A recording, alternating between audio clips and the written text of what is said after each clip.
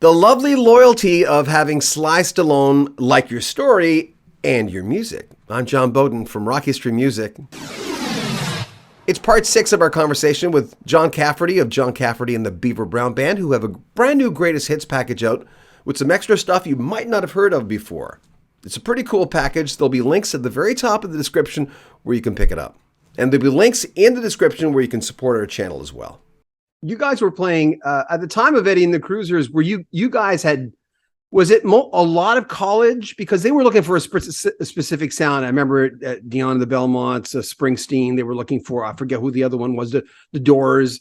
They were looking for something, an amalgamation of all those things. And as the wiki page says, and correct me, says the guy just says, "Well, I know exactly who you need." And did it go down like that? Or I know he had seen. Was he the same guy who had seen you a year before? Because you told in a story once that someone had come and seen you, and then a year later or whatever it was, he comes back and says, "Hey, Eddie and the Cruisers movie, blah, blah, blah." How did that go down? Well, as legend has it, and you just never know. But as legend has it, the guy who was walking down the street, he was walking down with Bleecker Street. And his name was Kenny Vance. And when he was a kid, he was in a band called Jay and the Americans. And Jay and the American, great band, New York City, Brooklyn band. And what's significant about those guys was, they were part of the beginnings of it all. I mean, Kenny and his buddies, they were like, singing in the subways. They were like doo-wop guys singing in the subways. And when they got signed, they were produced by Lieber and Stoller. I mean, Lieber and Stoller, for those of you who know your rock and roll history a little bit, I mean, they worked with Elvis Presley, the Drifters, Phil Spector. I mean, they were part of that whole brill building experience, where all the wonderful songwriters came out of, and all those great pop songs of the 50s and 60s. And Kenny was a part of all of that. Kenny opened for the Beatles. Kenny played with the Rolling Stones. So he was right there. He was on Ed Sullivan, Shindig, Hullabaloo. I mean, all of it.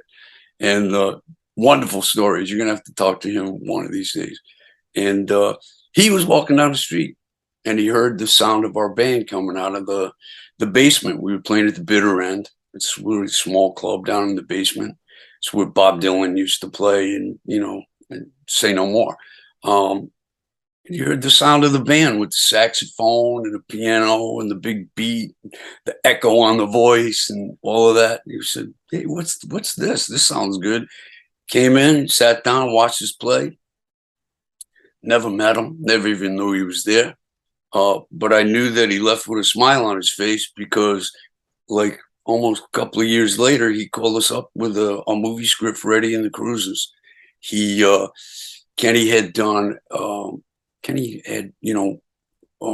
in addition to his career as a music artist, he was also got involved with films. He made a film called American Hot Wax, which was the story of Alan Freed, which is an incredible movie. You got to see that. I've seen it. Yeah. Kenny recreated those 50s Alan Freed shows in Brooklyn. I mean, just incredible. And one of the great scenes in rock and roll cinema, where they're in the recording studio and the producer comes over, the song's feeling a little flat, and he says, "It needs something. We need something." He goes, "Give me 5 doms and a domby doobie." Right. And Kenny walks up to the microphone and goes, "Dum, dum, dum, dum, dum, dum, be." And he sings "Del Vikings Come Go With Me," right? And all of a sudden, everybody starts dancing. The sax player starts wailing. I mean, it's just an incredible scene. In fact, we saw it in a movie theater long before I knew Kenny. And we were on the road and saw it on a Saturday afternoon and Saturday night. We were doing the same thing on stage. They'd come go with me because I just thought it was so magical. Hey, I hope you enjoyed that. We're going to have more parts of this interview coming up. If you want to join our Patreon, you'll have early access to the entire interview, all the snippets, and even some extra stuff. If you want to pick up John Cafferty and the Beaver Brown Band's brand new greatest hits, there's a link at the very top of the description. Make sure you share our videos.